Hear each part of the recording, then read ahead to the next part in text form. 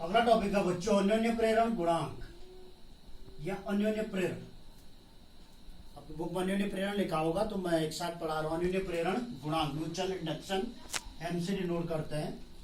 स्वप्रेरण गुणांक में जैसा आपने इससे पहले स्वप्रेरण गुणांक पढ़ा तो स्वप्रेरण गुणांक में क्या पढ़ा? स्वप्रेरण गुणांक में पढ़ा कि जब किसी कुंडली में धारा प्रवाहित की जाती है तो उससे बाद चुंबकीय फ्लक्स में परिवर्तन होता है जिससे प्रेरित धारा प्रवाहित होने लगती है। प्रेरित विद्युत वाहक बल उत्पन्न होता है तो प्रेरित धारा प्रवाहित होने लगती है। अर्थात स्वप्रेरण एक ही कुंडली में होता है, उसी कुंडली में धारा प्रवाहित होती है, उसी में क्या होता है?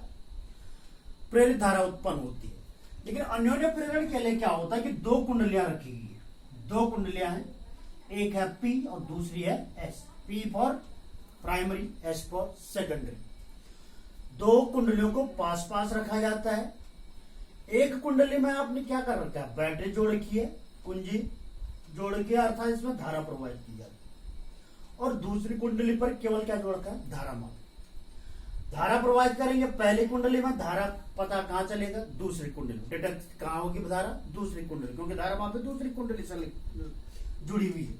तो अन्योन्य प्रेरण क्या होता है कि पास पास रखी दो कुंडलियों में से, पास पास रखी दो कुंडलियों में से एक कुंडली में धारा प्रवाहित की जाती है या धारा के मान में परिवर्तन किया जाता है तो द्वितीय कुंडली से बद्ध चुंबकीय फ्लक्स परिवर्तित हो जाता है जिससे उसमें एक प्रेरित विद्युत वाहक बल उत्पन्न होता है और प्रेरित धारा क्या होती है? प्रवाहित होने लगती है। कैसे पता चलता है प्रेरित धारा प्रवाहित हो रही है?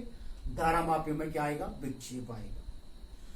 पहली कुंडली में आप धारा प्रवाहित करते हैं, धारा के मान में परिवर्तन करते हैं। परिवर्तन करने का मतलब धारा का मान बढ़ाते हैं या घटाते हैं। तो चूंकि हम जानते हैं कि जब किसी कुंडली में धारा प्रवाहित की जाती है तो उसके चारों ओर चुंबकीय क्षेत्र क्या होता है? उत्पन्न होता है। चुंबकीय क्षेत्र उत्पन्न होगा, धारा का मान बढ़ाएंगे तो चुंबकीय क्षेत्र ज्यादा उत्पन्न होगा। चुंबकीय क्षेत्र ज्यादा उत्पन्न होगा का मतलब चुंबकीय क्षेत्र परिवर्तित होगा तो चुंबकीय फ्लक्स क्या होगा? परिवर्तित। फैराडे का नियम बोलता है चुंबकीय फ्लक्स परिवर्तन की दर प्रेरित विद्युत वाहक बल उत्पन्न करती है। चूंकि अब दोनों कुंडलियां पास पास है तो इस कुंडली की जो चुंबकीय बल रेखाएं हैं वो दूसरी कुंडली से होकर क्या होती है? गुजरती है। अर्थात पहले में धारा प्रवाहित की, इसके कारण चुंबकीय क्षेत्र उत्पन्न हुआ। चुंबकीय क्षेत्र बल रेखाएं किससे होकर गुजरती है? द्वितीय कुंडली से होकर गुजरती है। उससे बल चुंबकीय फ्लक्स क्या होगा? परिवर्तित, और क्या हो जाएगा? प्रेरित विद्युत वाहक बल क्या होता है? उत्पन्न होता है। प्रेरित धारा प्रवाहित होने लगती है। उसका पता कहां से चलेगा? धारा मापी। पहली कुंडली जिसमें धारा प्रवाहित करता है उसको कहते हैं प्राथमिक कुंडली, और जिसमें धारा उत्पन्न होती है, प्रेरित होती है, उसे कहते हैं द्वितीयक कुंडली। क्या कहते हैं? द्वितीयक कुंडली। इन दोनों कुंडलियों का संबंध, इन कुंडलियों के बीच एक लोहे की छड़ रखी जाती है, उससे जोड़ा जाता है दोनों को। दोनों कुंडलियां आपस में नहीं जुड़ी होती, ऐसे नहीं जुड़ी होती, ऐसे जुड़ी होती है, बीच लोहा को रोड रख दी और उन कुंडलियों का संबंध किससे रहता है?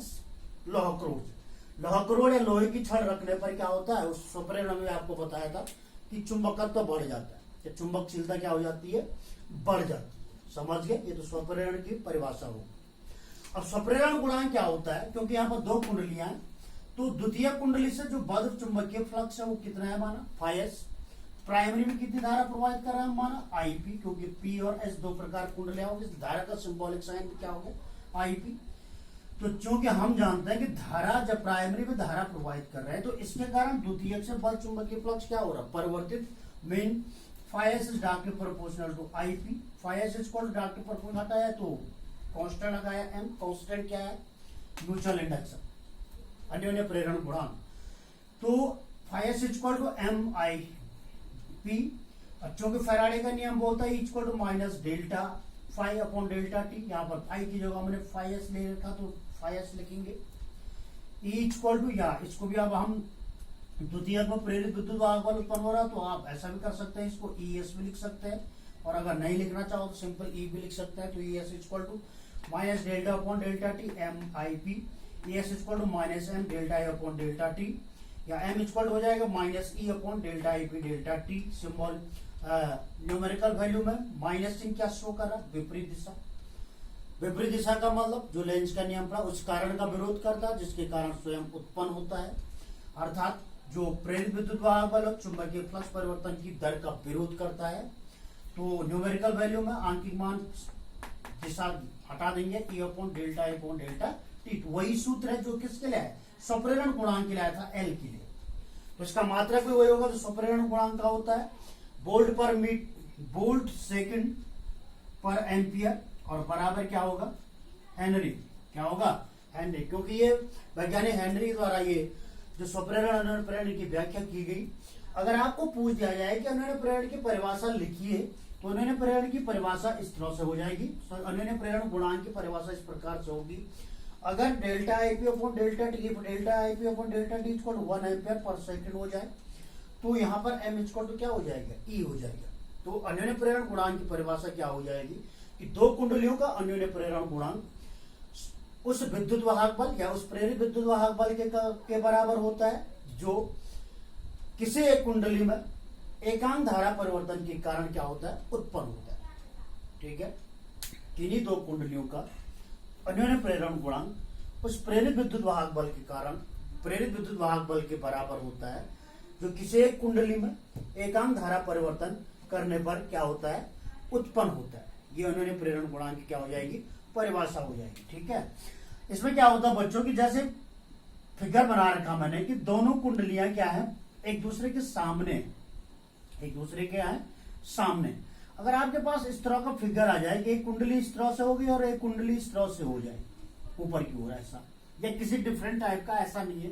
तो अगर आपको पूछ दिया जाए कि किन परिस्थितियों में या किस परिस्थिति में या किस फिगर में ज्यादा प्रेरित विद्युत वाहक बल उत्पन्न होगा या प्रेरित धारा उत्पन्न होगी, तो जैसा फिगर मैंने बना रखा है इसमें क्या होगा, ज्यादा प्रेरित विद्युत वाहक बल या प्रेरित धारा क्या होगी, उत्पन्न होगी। क्यों, क्योंकि प्राथमिक कुंडली का जो चुंबकीय फ्लक्स है या प्राथमिक कुंडली की जो चुंबकीय बल रेखाएं हैं, जब दोनों एक दूसरे के सामने होती है तो प्राइमरी की जो फ्लक्स रेखाएं हैं वो द्वितीयक से होकर गुजर जाती सारी की सारी। ऐसी कंडीशन में क्या होगा कि सारी फ्लक्स रेखाएं द्वितीयक से होकर के नहीं जाती हैं। इसलिए इस परिस्थिति में जब दोनों कुंडलियां एक दूसरे के बिल्कुल क्या हो, आमने सामने हो, तो तब प्रेरित विद्युत वाहक बल या प्रेरित धारा का मान क्या होता है, ज्यादा होता है। ठीक है, ओके।